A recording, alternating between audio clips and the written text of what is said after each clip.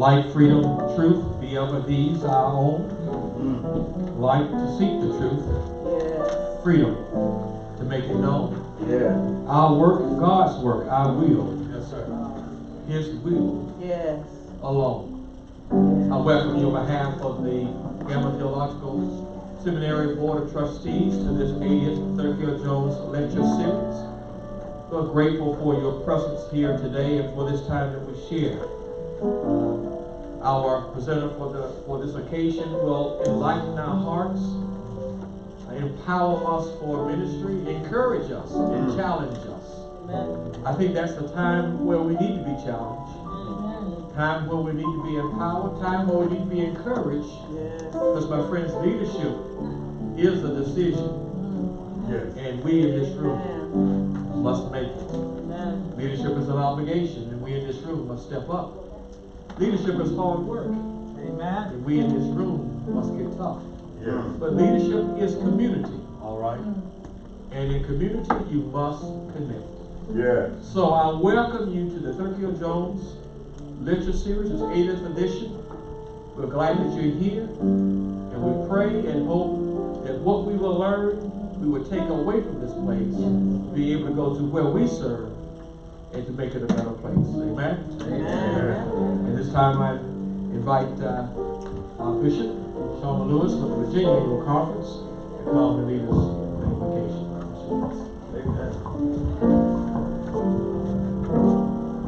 Let us pray. Almighty God, first of all, we say thank you, Lord, for just waking us up this morning. God, you promise in your word that you grant us new mercies because great is our faithfulness. And God, we know that you are a faithful God. Now, God, as we come together as a body of Christ, we come thanking you, Lord, for the 136th Gammon Founders Day. But also, God, we transition now into our 80th Thurkill Jones lecture series. We pray, God, for our facilitator, our teacher, Dr. Douglas Poe. We pray, God, that you have blessed him with abundance of knowledge, and so, God, we pray that he will share. We pray that you will anoint his words, and also, God, we pray that when we leave here, that there will be something that he has said, God, that will resonate in our spirits, resonate in our souls, that we can take back to our community. So, God, we thank you for everyone that's here, everyone who desired to be here. In Jesus' mighty name, amen. Amen.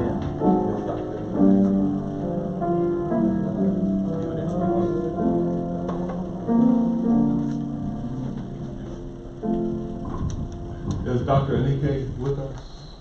If not, we're going to invite our dean to come ahead, and if he would simply give us words of greetings and the introduction of our lecturer for the afternoon. Dr. Walter.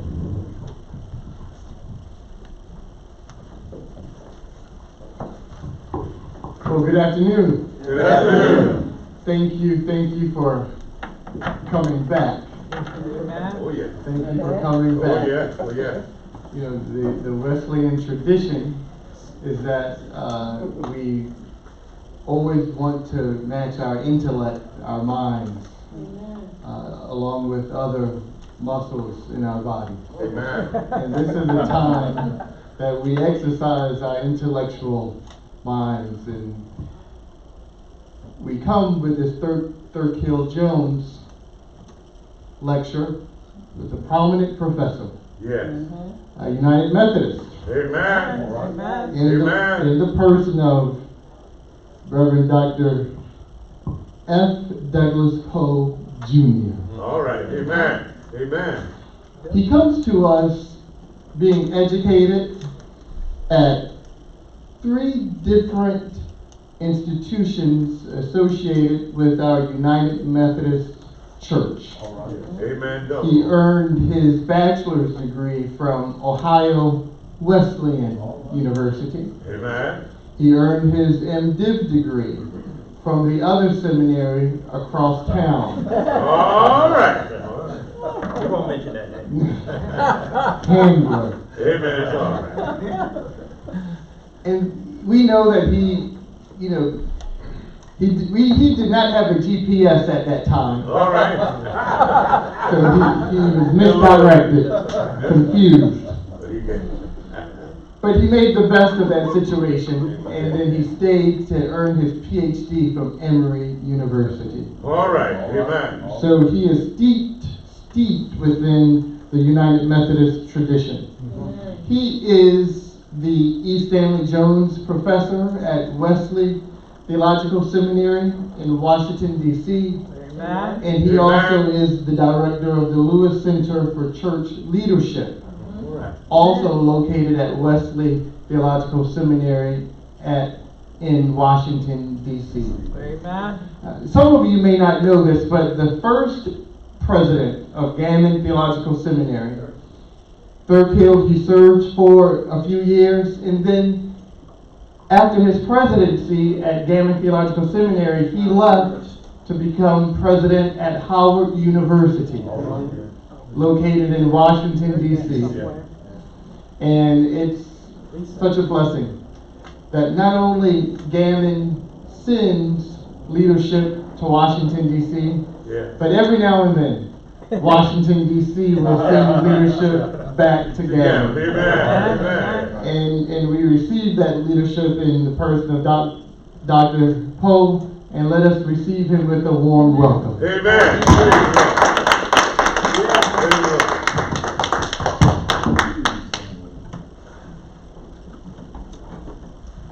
Good afternoon. Good afternoon. Praise the Lord. Praise the Lord. It is wonderful to be here and to see all of you. Testing. It's working. Is this working? Yeah, It is working. I think this one is the loudest. Let me begin by recognizing and thanking Bishop Holston, Bishop Lewis. It's wonderful to see you out and about. Bishop Norris, Bishop King, and I say my bishop for last, who had to fly all the way to Atlanta to see my bishop, Bishop Easterly, which is pretty funny. I'm a part of the Baltimore Washington Annual Conference. Thank you to the President Dean for the invitation to be here today. Great appreciation. And thank you to all of you for being here this afternoon. I was saying earlier, no one ever comes to a lecture after lunch. I said they should put the preaching after lunch and the lecture in the morning. No one ever comes to a lecture after lunch. Let's bow our heads for a word of prayer. Gracious God, we're so thankful for this day. We're so thankful for this lectureship and this opportunity to just expand our minds and think more deeply about you. We ask now that you would open our hearts and minds so that we truly could be your disciples. We ask this in your Son's name. Amen. Amen. Today I'm going to take a little bit of a different take on Behold the Vision Unity, and I want to focus on ecclesiology and focus on what I believe is the challenge that we really face within United Methodist Church. We have a lot of challenges, but at the core of what we face is that if we don't really become unified in our vision of what the church is supposed to be, we're going to be in deep trouble. And this is where I'm not following what the bishop preached earlier and doing a plug for my new book coming out, so this is a selfish plug. Sorry, Bishop. My new book coming out, The Adept Church, Navigating Between a Rock and a Hard Place. I'm going to be pulling some of the material from the book. And I want to set up the premise, and here I'm going to use Exodus 14, 9 through 12. And this Exodus text is the story of when the Israelites are escaping Egypt. And Pharaoh finally decides to let the Israelites go. So the Israelites are traveling, and they come to a point where they camp, and the Red Sea is on one side of them, but then Pharaoh changes his mind and decides that he's going to pursue. And when Pharaoh decides he's going to pursue, now the Israelites are stuck between Pharaoh and the Red Sea. So they're stuck between a rock and a hard place, right? And they start complaining.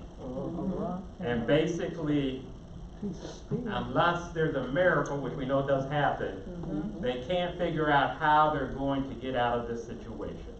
You know, the challenge I believe we have with ecclesiology is that we're stuck between a rock and a hard place for many of our congregations. So I want to unpack that a little bit this afternoon. I've got to say this is going to be interactive, because if I speak for an hour straight, everybody's going to be asleep, because they do all the same lunch. So yeah, I'm going to tell the truth. I'm going to tell the truth. I am. So there's going to be a chance for you all to interact during this time. But I want to begin with one of my favorite people, Howard Thurman. And Thurman, in his book Meditative Moment, asked this question, and he's talking about individuals, but I'm going to adapt it to think about congregations. He asked the question, are you a reservoir, or are you a canal, or are you a swamp? Are you a reservoir, are you a canal, or are you a swamp? I have flipped it to say, are you a swamp, reservoir, or canal? Which one is your congregation? What is your dominant characteristic? And let me unpack that for a little bit with me. This is my picture of a swamp. A swamp, according to Thurman, is a place where things go to die. A place that is inwardly focused. Right. A place that does not connect with others. A place where resources are hoarded and not shared with other individuals. When you go to a swamp congregation, when you show up, they want to know what family member you're connected to because they're trying to figure out why you're there. All right. Right? All right. Because if you're not connected to anybody, you shouldn't be at that congregation. Right. Right? They're not looking to connect with other people. They're not reaching out into the community, trying to make those connections with other individuals. They're happy with the way things are, and they don't want anything to change. Dying and stagnant. Dying and stagnant is exactly what it is. In many cases, some of these swamp congregations that are of the majority race have endowments that allow them That's right. to just keep doing this and go on and on and on. Until they spend out. Now, many of our African American congregations don't have endowments. Amen. Right. Amen. Right. So our swamp congregations have a deeper issue because if we don't do something different, we're going to die a lot quicker. Right. Right. Because we're not going to be able to survive off of money that sits around. Mhm. Too many of our congregations today are swamp congregations. Too many of our congregations are just willing to keep the status quo and not do anything different. They're not looking to change. They want everything to stay the same, and they're hoping for a miracle that somehow, some way, the 1950s are going to reappear, and the church is going to fill back up again. Yes.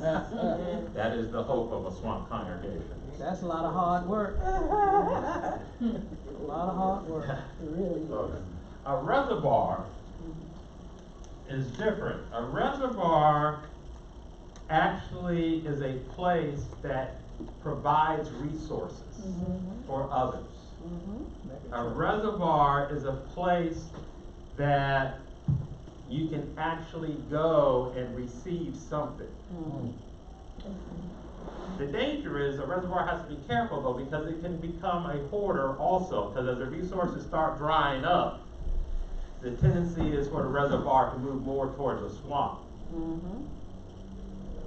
A reservoir is outwardly focused in that it usually focuses on a pet ministry. So it might be a feeding ministry, so it's willing to feed the people in the community. And as long as you're a part of that pet ministry, everything's going to be okay. Right. But if you're not a part of that pet ministry, then they're not interested in what you want to do or what you have to say.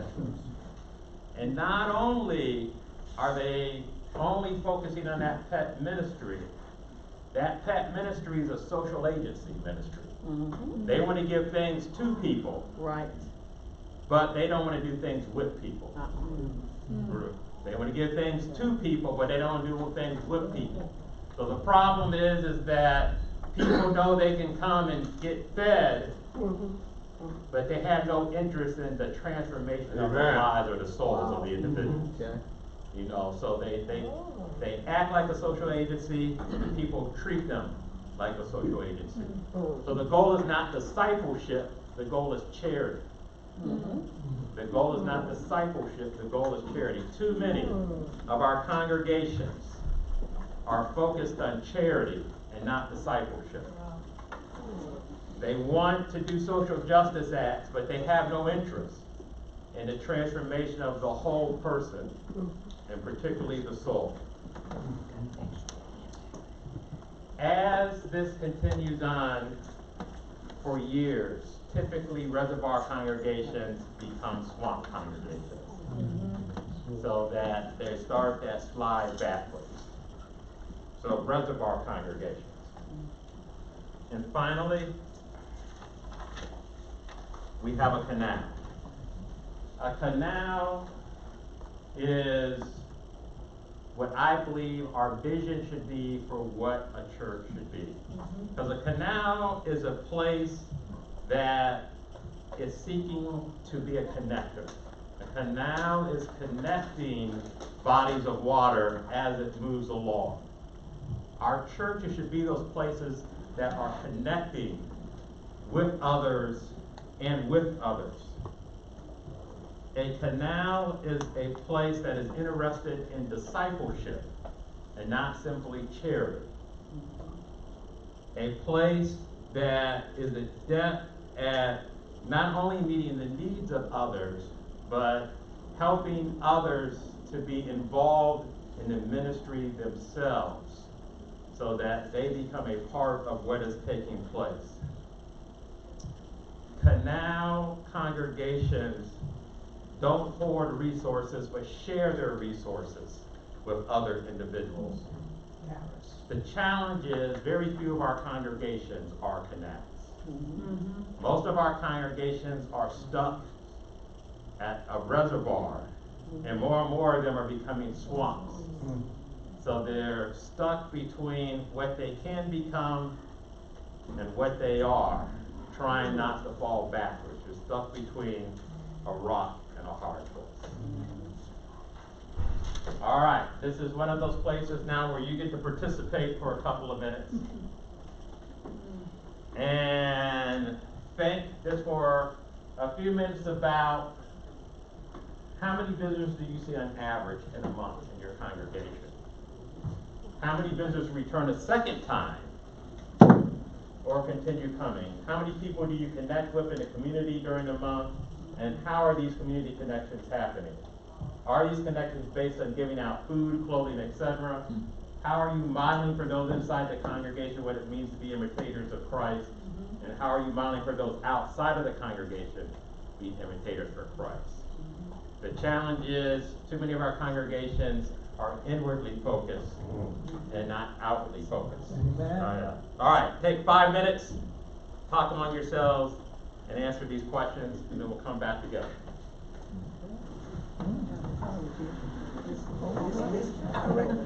Since I've been from the church, out the board. I pastor here in Atlanta. It's called East Church. There's a situation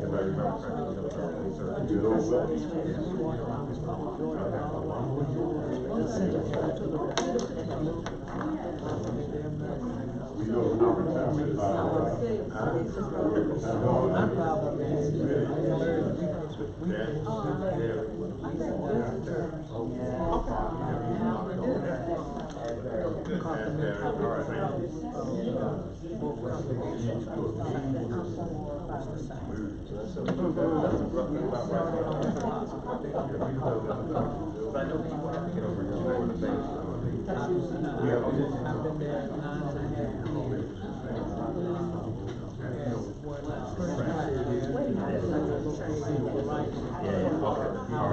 That's fine. I'll go.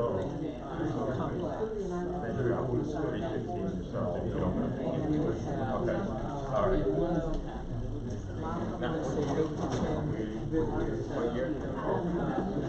All right.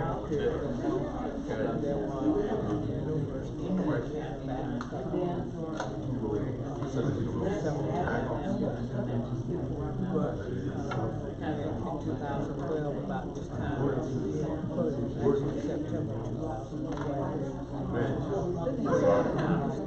The great debate. Yeah, that's good. That's a good solution. I like it. And everybody needs to be out by the summer. They have the best. They can't stand it. Closed down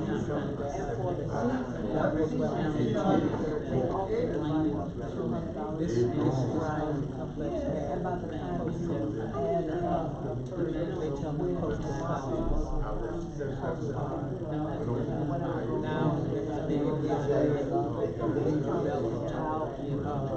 for high apartments. At the top of the hill, very copy of it. So do you think Bill's work? I want you to go back. Oh, yeah.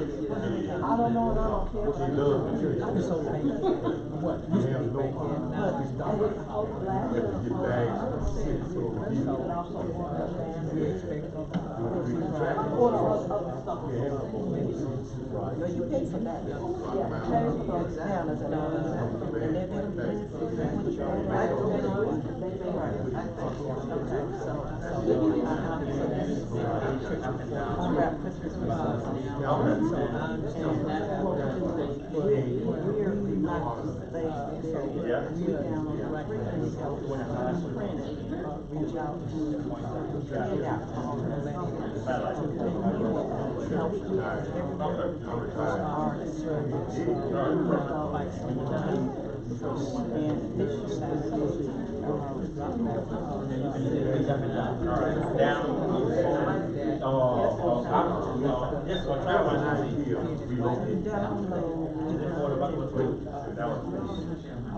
Okay, yeah. Thank you. One more minute. Through social media. Yeah, that's right. Yeah, that's why I asked you just to do it. Gospel Yeah, rap. I'm gonna see for you. Right, and then what you had is on social media. So that's working out. Well, no, we're not the same. Yeah, we're still in trouble. Okay. We have. Yeah, you know the system, you know it. You know, that's Over exactly 80 It's still, for some reason, you know the in master. South County. We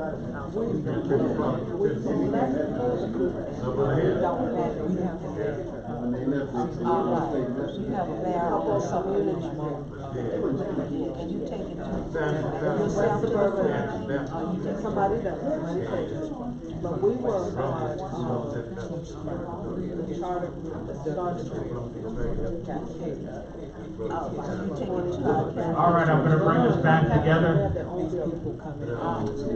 The Lord be with you. And also with you. All right, we have time for a couple people to share what they discussed. So we can get a couple of individuals to share. I saw a hand, but he was looking at his glasses. Martin McCain. I love the examples and the analogies of the swamps, the reservoirs, and the canals. I especially like the third question. How many people do you connect with in the community during the month? Because the fact of the matter is, with many congregations, people are not going to show up on Sunday morning. That's right.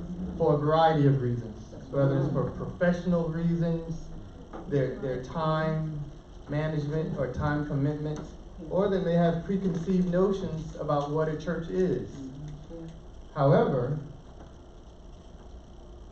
Sunday is only one day out of the week, and I'm glad you give room, Dr. Poe, for the possibilities for churches connecting with folks beyond Sundays. They actually have to at this point. That's what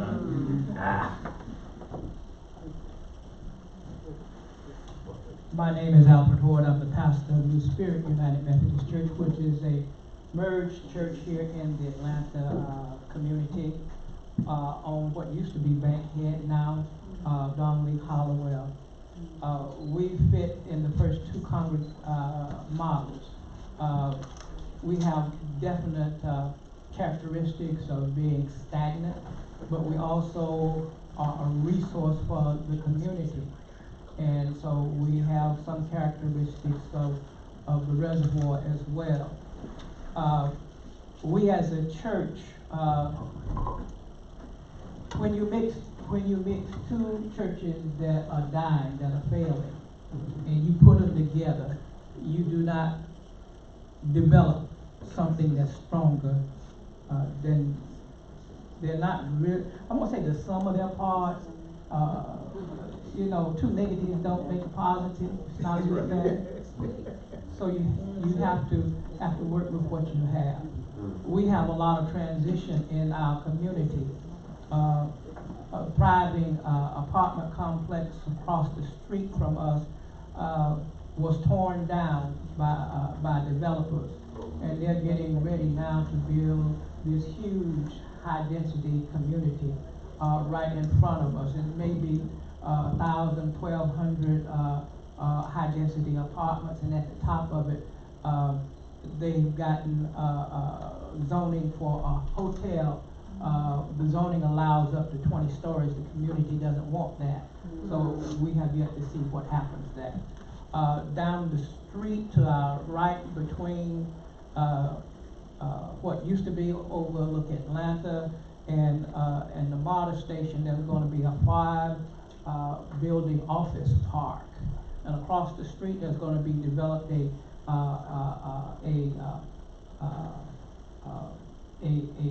science center to demonstrate to the public school system what a wetland looks like and how it operates. Now, all of this sounds good. Now, when you realize that right next to that property, the Beltline, the Atlanta Beltline is coming through there. Over the hill behind Overlook Atlanta is where the new reservoir and the new Northwest Park, community park, is going to be. And it will be the largest community park in Atlanta when it's finished. All of this stuff is causing the area that we're in to be extremely attractive to investors, and they're trying to buy up everything in the community. They are sending letters 3 and 4 and 5 every week trying to get somebody to sell. But in our church, we have reached out to millennials and to those that are unchurched, and we developed a service. We started on the first Saturday and the third Saturday of each month. We had a young preacher. We had a young man in our congregation who was starting to develop a gospel rap career, and they were able to draw in people through social media.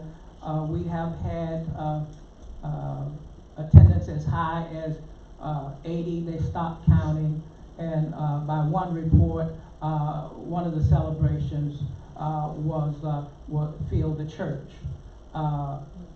You have to understand that this is all through social media. It's not about what we are doing in the church, but what these people are doing, communicating to one another. And we're just the place that hosts that for our community. So that's what we're trying to do. And so we are a resource.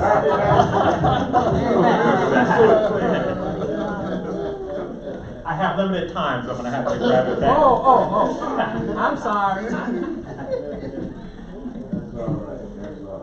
But we do connect with people in the community on a weekly basis. I want to share then what I believe are sort of 4 key missional characteristics that are important then for how congregations can move forward. And when I talk about moving forward, sometimes our vision of a congregation is that we want every congregation to become Cascade United Methodist Church, right? You go from nothing to, Cascade in this area. The reality is every congregation is not going to become Cascade United Methodist Church, but every congregation can move to becoming more vital in their community, and that should be the goal for every congregation. So the theological term for these characteristics are incarnational, sacramental, creational, and eschatological. The term to make it more accessible is contextual, communal, innovative, and visionary. And I want to begin with contextual. And using the Message translation, talk about the Word became flesh and blood and moved into the neighborhood. I love that idea of moving into the neighborhood. The church should be a part of the neighborhood. It should be indispensable from the neighborhood. It should be relevant to those who are living in the community. It should know the context well. And this requires not only using something like Mission Insight, which is a very helpful instrument, but it requires people physically going out and actually walking in the community so they can meet their neighbors. It is really disappointing when you go to a congregation and you go in the community and you can go right next door and the church is invisible to the person who lives right next door to the church. So there's nothing that replaces physically walking in the community itself. You can't be afraid to connect with people. And there's various ways to do that, but you can't be afraid of connecting with people. And you have to build assets. One of the things that we do in congregations that sometimes is dangerous is we come up with great ideas. So we'll say we want to start a nursery school. And then we'll start a committee.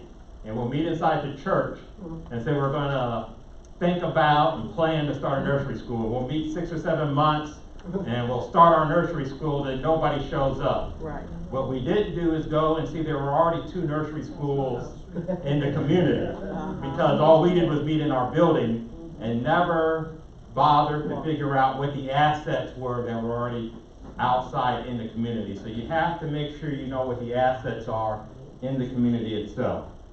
And then not only should the church be touching people, but they have to let people touch them. That's right. You have to let people touch you. The problem we have too often is that we are willing to try and touch others, but we're not allowing others to touch us. So what happens then is, if you are a swamp congregation, you are not becoming flesh and blood in the community, but you're really becoming dust. Right? Because you have no connection with the community.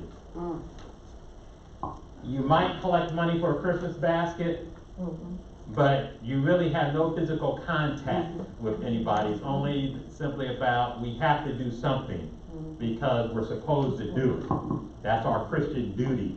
It sort of becomes a language, but we aren't having any contact. For reservoir congregations, they actually do better. The community knows the church exists. The community knows that the church actually is doing something, a clothing closet, a food ministry, or something of that nature. But the community still sees the church as a social service agency where they go and get goods. So a reservoir congregation may be touching the community, but the community is not touching the church.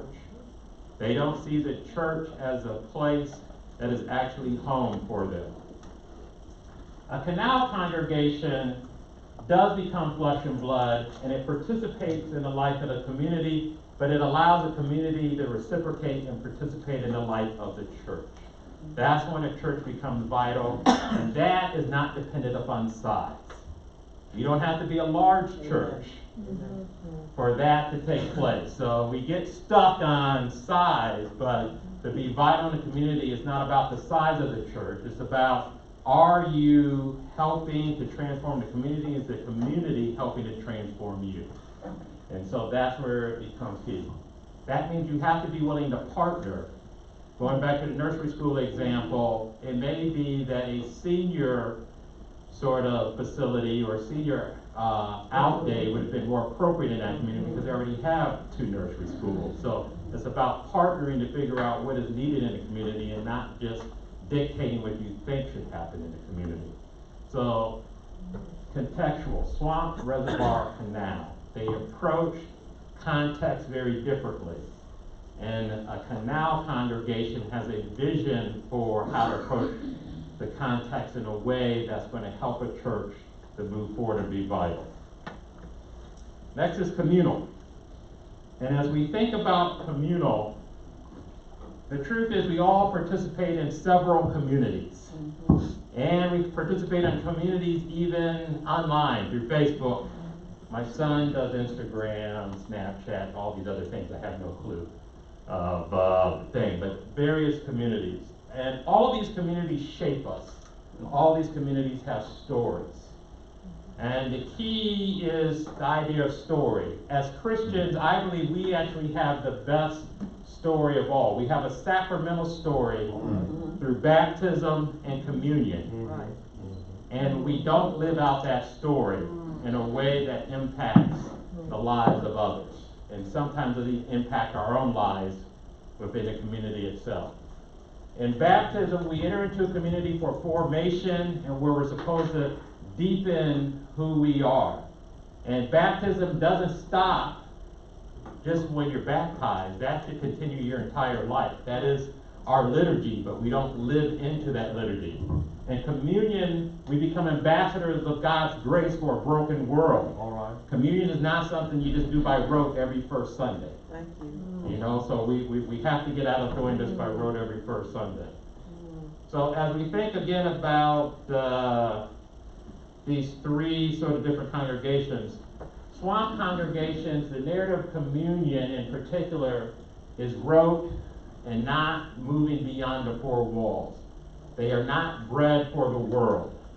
They are not being broken on behalf of others so that they can touch others' lives. And they're not living the narrative out in any way that anyone would know that there's a different story into which they could be involved. So a swamp congregation is completely inwardly focused, and they do communion, they do baptism because it's a tradition. That's all you do, is because that's a part of our liturgy, you're supposed to do it, so we're going to make sure it happens. But it doesn't actually form them into a disciple. It doesn't form them into actually doing anything different. The story is not the story that forms their lives. Other stories are what is forming their lives. A reservoir is a mixed bag. So you have people who are actually being formed by baptism and communion. You have people who understand that this narrative should influence us and can influence us. But again, the narrative is one of doing something for people. So that the idea is that I am called to go and do something for those individuals because I'm taking God to them, not knowing that God is already active. All right. In where they are. All right. That we're not taking God to anyone. All right. The idea is that we are taking God to individuals, not understanding that we are actually participating in the work God is already doing with individuals. Amen. Yeah. So we're making decisions about what we think is good for other people and not actually partnering with them in the work that has taken place. Now, Canal Congregation, baptism and communion are being embodied in the community. The story, our Christian story, is coming alive within the community in a way that people can see it and participate in it.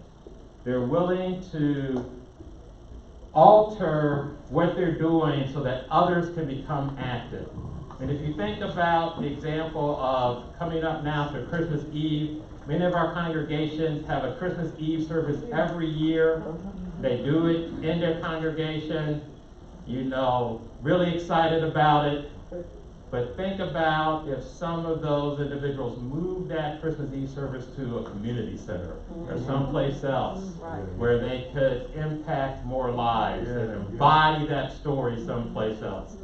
You know, but we get stuck on it has to be done a certain way in a particular place, and this is the only way to do it. Canal congregations are always trying to connect with other people because discipleship becomes the main focus of what they're trying to do. So they embody the story differently. So communal. Our Christian narrative or our Christian story is a powerful story. The question is, are we willing to embody that story? Or are we simply buying into tradition, where we just do it because that's what we're supposed to do? All right. And if we're doing it that's because of what we're supposed to do, we're not going to survive. All right. Innovative. I have this text from Jeremiah 31 through 33, where it says, "The days are coming, declares the Lord, when I will make a new covenant with the people of Israel and with the people of Judah. It will not be like the covenant I made with their ancestors when I took them by the hand to lead them out of Egypt, because they broke my covenant, though I was a husband to them, declared the Lord. This is the covenant I will make with the people of Israel. After that time, declares the Lord, I will put my law on their minds and write it on their hearts. I will be their God and they will be my people. So the Lord is going to shift and become innovative. The Lord is going to take and no longer write the law down, All right. but the law is going to be put in their hearts. Yes, So that the law can be adapted and lived out in a different way. So the Lord didn't get rid of the law, All right. but the Lord innovated the law Amen. and moved it in a different way. We have to do innovative things. So it doesn't mean getting rid of what is old. Just like the Lord didn't get rid of the law, but innovation means that we have to figure out new ways to do things while we maintain the structure of what already exists. You got to be willing to take a risk. That's right. Amen. You have to be willing to take a risk. So, when I was in Kansas City, my church in Kansas City, we wanted to start another service. And we knew that it was going to be a fight to start another service because the people weren't there. But what we did is we figured out if we said it was an experiment, that this was not something written in stone, people would be more willing to listen. And we said we would do it during the football season because the real religion in Kansas City are the Chiefs. Right. And it said that we're going to do it during the football season when the Chiefs play, and then after the season is over, that we'll go back to the old way of doing things. It would be received differently. So we have to be willing to take a risk, but you got to take risk in a way that people can hear. So they were able to receive the experiment, and at the end of the experiment, we kept our promise. He said, we're going to end the service. They didn't want to end it. Because they didn't like the service, because as with anything else, once you do it long enough, it becomes a tradition. That's the truth of the matter. I mean, when you know, the thing of it is once you get people used to doing something, then they get in the pattern. But you got to take a risk. We have to see opportunities where others see problems. I mean, the challenge of being a leader is people are always going to bring you problems. All right. They're always going to bring you problems. There's never going to be, for a bishop, the bishops probably get tons of problems, but there's never going to be a perfect situation. But the question is, what is the opportunity we have to move forward and do something and not just get stuck on everything problem. So we have to see opportunities where we're talking about problems. Amen. We've got to be willing to think outside of the box, and we can't be afraid to learn from others. You know, oftentimes we get stuck in our mind that we know the best way, the right way to do something, but the reality is we can learn something from anyone. You know, oftentimes the youngest person in the congregation may have the best idea, Amen. but we don't pay any attention to them because we're thinking, well, what can they know? You know, I went to seminary. You know, I know what's good. You know, we have to be willing to learn from anyone because that might be the thing that really becomes the best idea you have. So innovation. The challenge then is swamp congregations, there is no innovation. They don't want to innovate. Right. They want everything to stay exactly as it is.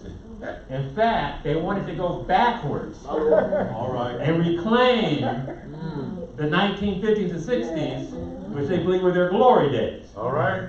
So they really want to go backwards.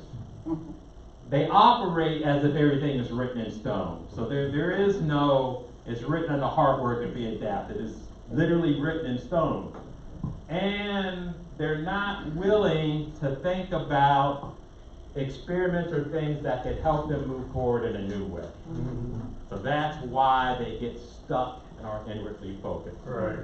Reservoir congregations are much more willing to try things and are willing to experiment.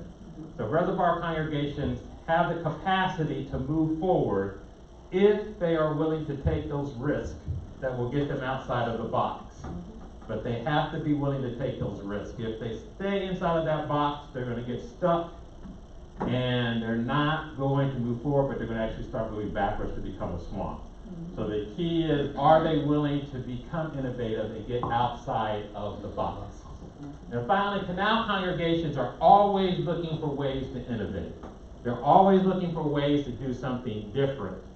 They're not satisfied with the way things are.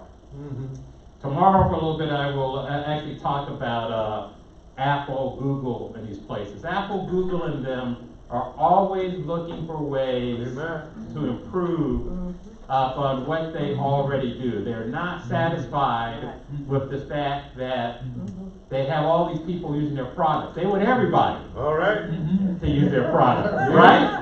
So they do. They want everybody. So they keep trying to figure out, well, then what can we do? What can we do? Differently that's going to help us to move this forward. In churches, we don't have that mentality. We are satisfied with what is taking place, and we're not thinking, how do we keep innovating to make things move forward? And that's hard, because even as a leader, you get tired, right? You get tired of constantly trying to move things forward.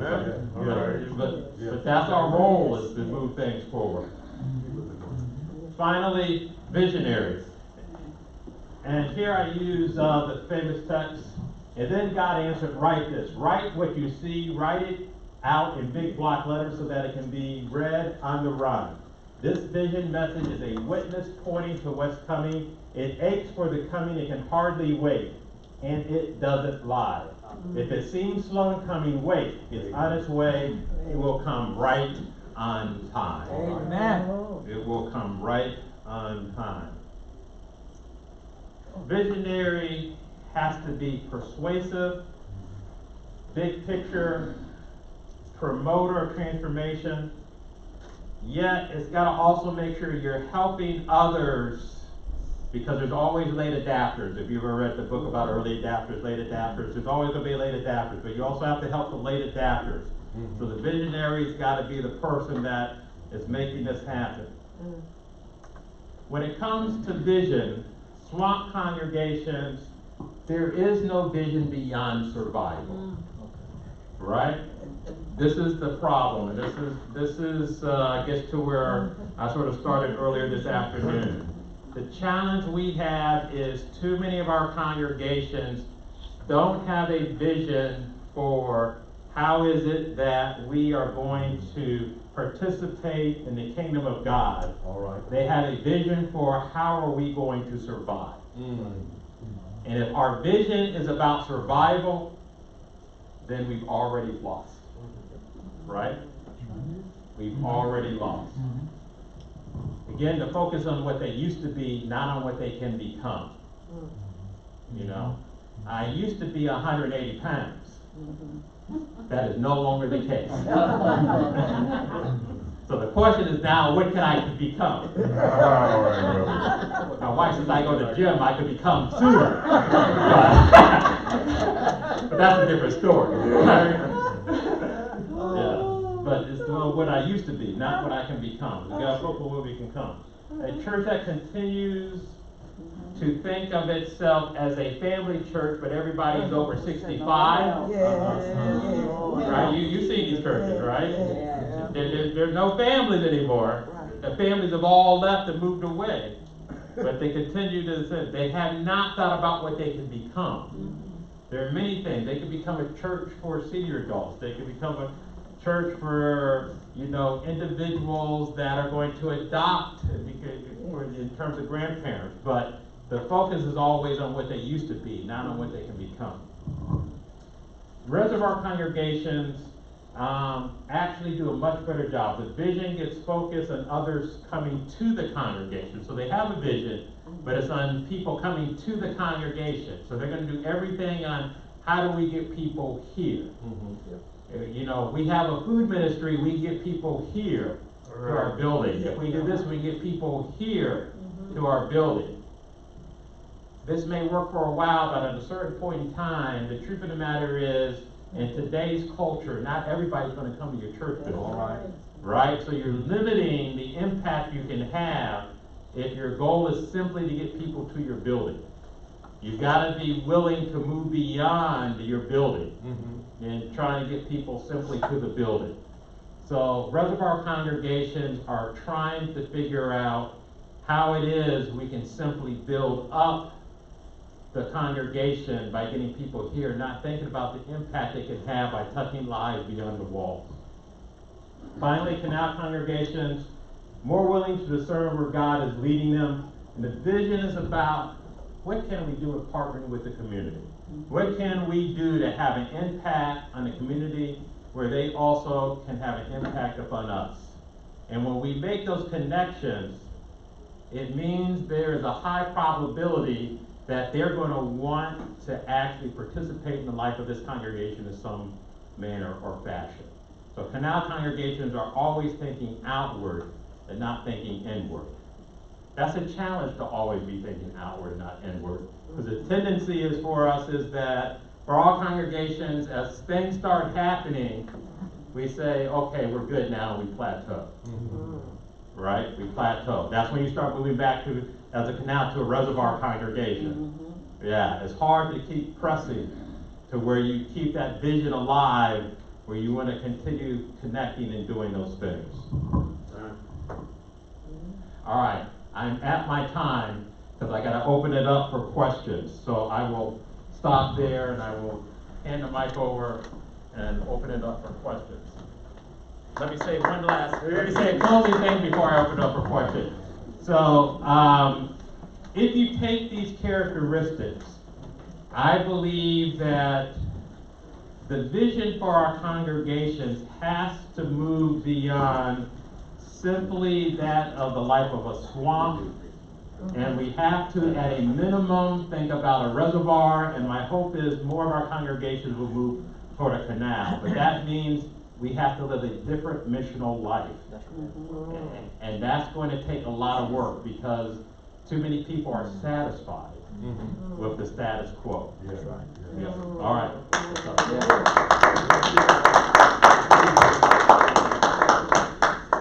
Question. Amen. Thank you, Dr. Poe. My name is Bernicia Sherman. I'm a Miller here at Gammon Theological Seminary. And one thing that I just found really interesting about what Dr. Poe mentioned was he spoke about how we should involve the community in our churches, but he also mentioned that it's important that, in not so many words, I'm paraphrasing of course, that we see what the community needs instead of just assuming that we have all the answers and going out and giving them what we think is best suited for them. So, with that being said, does anybody have anything that they would like to add or any questions that they would like to? All right.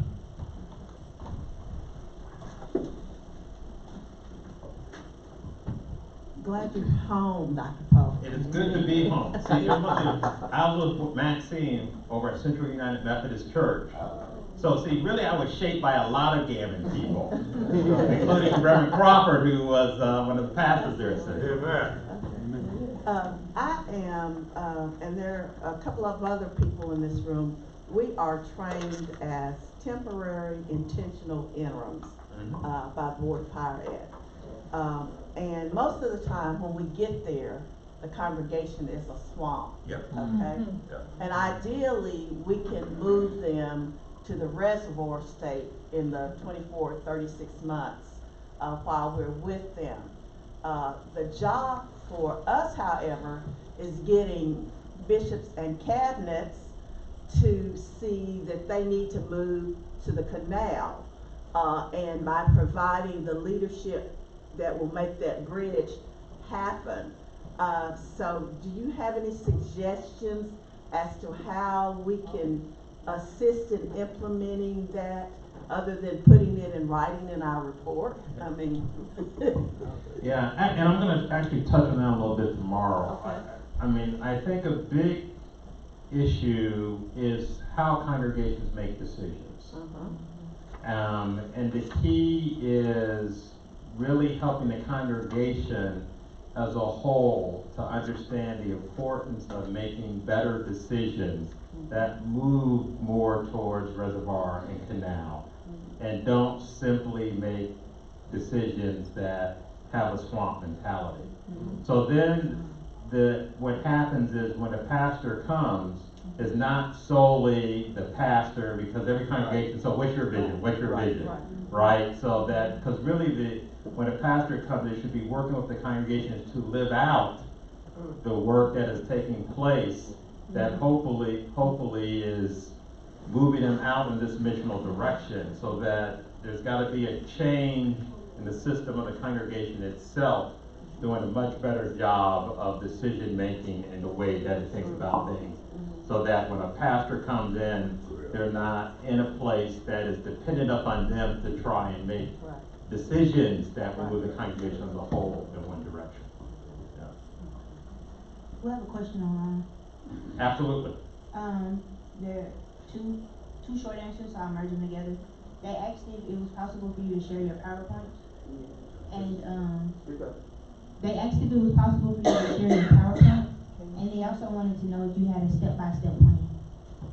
When they buy the book, they get the step-by-step plan coming out April 21st. So yes, I'll get the PowerPoint to Sandy or some yes, and I will get the PowerPoint out.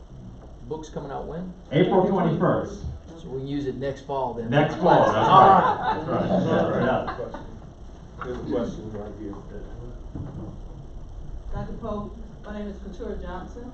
First time I had heard you speak, I was in the doctoral program at United. So I appreciate your work. I appreciate the last book.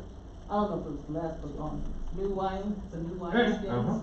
And since the book is already written, that comes out on April 4th, the question I was going to ask was, will you do any kind of using the common language and the concepts from that book to help us in looking at the congregations as you presented it in this presentation?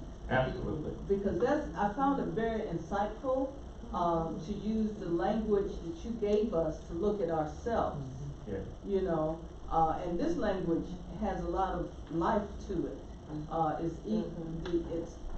It's easy to recognize and to see the. So I just wondered if there was any kind of.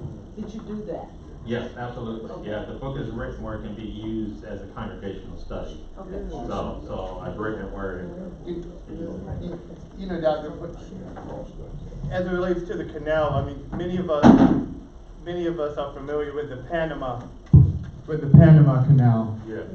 And there are probably around at least a dozen international canals, famous canals. And what strikes me about that is canals, it's so open, and it goes from both directions. And it's so international, and so many different goods and services are going back and forth, back and forth. I think that's just a wonderful. I keep thinking about the Panama Canal and the hundreds of millions of ships sending things back and forth for the betterment of communities, of all people. That's right, amen. Yeah. Amen.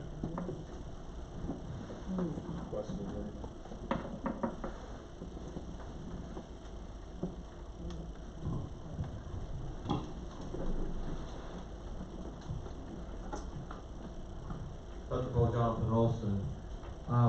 The question I have is this, is that oftentimes we pit administration against anything else. So we pit bishops and superintendents against pastors and laity, or pastors against laity. And so we're always looking at it as us against them sort of scenario. What is it that we can do? Because when we begin to look at a lot of the things that you've defined, we have in our clergy, sometimes they redefine what it is for them to be in ministry around from call to career.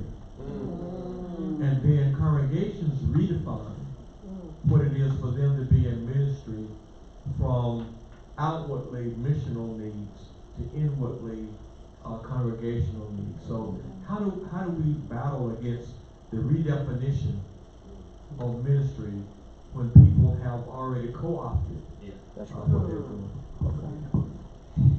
It's a good question. I actually talk about this often in my class. A couple of things. The first is, I truly believe the heyday that people talk about in the 50s and 60s, as wonderful as it was because our congregations were full, the challenge that it brought us is they were full because the church was a social place to be. That's right. So it wasn't actually discipleship that took place. It was more based upon the fact that that was the place where people were making social connections. So the work we have to do today is we actually have to start discipling people. Yes. So that we create a different understanding of what it means to be the church. Because the problem that we have is people keep trying to revert back to a model of church that really doesn't depend on discipleship, but depends on social interaction. So what we've got to do is press forward where we're saying, and this is the part that's going to hurt, Bishop. It actually may shrink some of our churches in the short term, but I think in the long term it's going to make them stronger, where we say that we're really going to focus on discipleship and people understanding that our goal is always going to be missionally focused, which means then that the congregation is going to be stronger, and we're going to raise leaders that then also are going to become missionally focused in that way. So that's number one. I think that's the long-term answer. In the short term, though, I think what we have to help congregations do, and this is part of the reason I wrote this book, is to really work on, is it that you really want to be a swamp? Do you really want to make decisions as a congregation, as a leader, that you're really thinking about keeping the status quo? Or is it possible that you're not going to become a canal, but you could become a reservoir, where you could start at least making decisions that you take a small step in the direction of doing some small things where you're reaching out in the community, making some connections in the community. So I think for me, that first step is not trying to jump people to become what I would call a canal church, but trying to help people to take a small baby step in their decision-making process. And that's going to require the congregation buying into it differently, and the pastor buying into that. This is the step we have to take to make that happen. So I think there's a long-term, and then there's a short-term solution to it. Thank you, Dr. Poe. I'm Martin McCain from Memphis, Tennessee. I have a question that was spurred from what Bishop Olson was saying. In terms of getting the congregation more discipleship oriented to become stronger, what does that do eventually, as a congregation may have to end up shrinking in terms of full-time personnel, full-time appointment for a pastor, where a church at a certain point may not be able to afford one? And in our process to where, I know many are going the local pastor route nowadays, who boards of ordained ministry, but if one was to become a full elder, you need to be in a full-time appointment. So kind of like, if you want to go that route, it clouds the picture. But in terms of down the road, as congregations shrink, what is the realities of having full-time clergy in churches to do some of the very necessary work that needs to be done as churches transform to a new paradigm, rather than to rehearse what they used to be, which doesn't exist anymore? Yeah, good question. This is some of the work we do at the Lewis Center. The reality is, in United Methodist Church, if you look at the stats across the United States, we're talking about the United States, you already see a movement where there are less elders every single year. Amen. So what you have already is that phenom you're talking about, where if you did nothing, 15 years from now, you're going to end up in that place of shrinkage by virtue of the fact that more and more of our congregations are going to move towards the swamp. So part of what I'm arguing is that, yes, in some ways you are going to probably see continued shrinkage in the short term, but eventually that is going to turn around if we actually start discipling, which then is going to help the curve to go the other way in terms of elders. So if we do nothing now, we're gonna end up in that same spot, because statistically, to show you, each year we do a report, we usually put it out in September, and the growth right now isn't even in local pastors. The growth is in many cases of what conference are doing, district superintendent hires of individuals who are CLMs. Because again, the congregation can't afford even a local pastor at this point in time. So we're already at a place where we're seeing that phenom take place where congregations aren't going to be able to do it. So we're going to have to do some sort of intervention, or that's just going to, like I say, 15 years from now, we're going to start going over the cliff. Regrettably, Dr. Poe, that's our time. All right. In the event that we have some people that may have future questions, is there a way that we can contact you? Absolutely. They can email me. Okay. And I will make sure that email is available so they can email me with any questions they have. Thank you, sir. Thank you. Thank you all.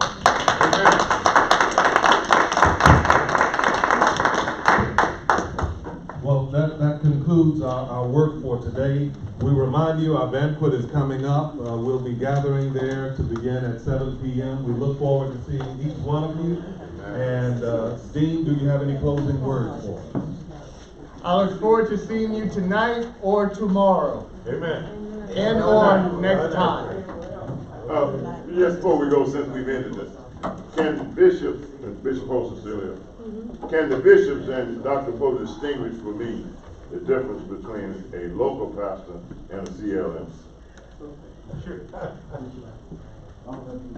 Now, The difference between a certified lay minister and a local pastor. Yeah, the bishop can certainly jump in, but technically speaking, a certified lay minister has not entered into what we would call the course of study. Right. The course of study is what is required for a local pastor. So a local pastor, whether they're full-time or part-time, is required to take the course of study. A certified lay minister does not have to take the course of study and simply can take what used to be the lay, I forget what they call the classes, but they changed. Lay speaker, lay serving classes, right. But I don't, you may want to. Yeah, but they can only serve in that capacity for 1 year. Right. Yes. Supposedly. Supposedly Yeah. for 1 year. Yeah. And they're supposed to either make a decision to go into some form of ministry in order to be certified of some sort. So while that may be an avenue for some conferences to use, it is not to be continued over after the first year. Right. Can they serve sacrament? No. No. We'll be clear about that. No. I'm like an attorney, you never ask the question you already know the answer. Just advancing the discussion. You got at least some loopholes. Mr. Retired Elder. Well, that's why I asked you. Mr. Retired Elder. You look like you had No. Nobody can do this. Now they may want to. No, what he was saying was my They may try.